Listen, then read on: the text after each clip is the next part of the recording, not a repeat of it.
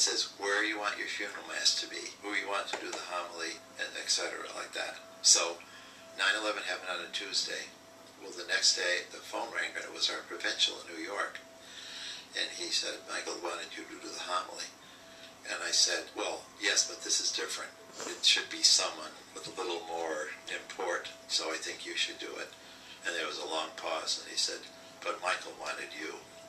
So, I mean, what are you going to say to that? Family and friends of Michael Judge, good morning, everyone. I said to myself, when I see Michael, I'm going to kill him.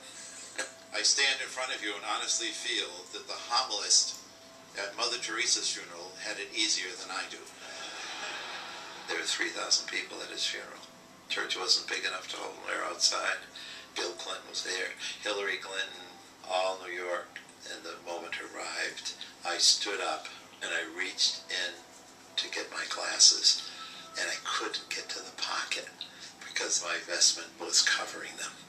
Thank goodness I practiced it because I couldn't read it. He loved to bless people, and I mean physically, even if they didn't ask. A little old lady would come up to him, and he'd put his big, thick Irish hands and press the head till I think the poor woman would be crushed. Everyone thought that Michael Judge was their best friend. He'd remember significant things in their life, and he would write a little note, just 1 or 2 lines. Of course, they'd write him back. So he had a big black satchel filled with letters to answer. He would say to me once in a while, Michael Duffy, he always called me by my full name, Michael Duffy, you know what I need? And I would get excited because it was hard to buy him a present or anything. I said, no, what? You know what I really need? No, what, Mike? Absolutely nothing.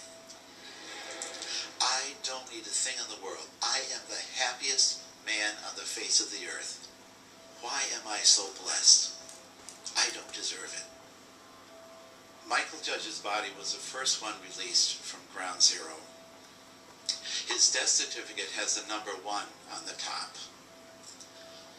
Of the thousands of people who perished in that terrible Holocaust, why was Michael Judge number 1?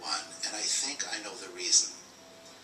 Michael's goal and purpose in life was to bring the firemen to the point of death so they would be ready to meet their maker. Michael Judge could not have ministered to them all. It was physically impossible in this life.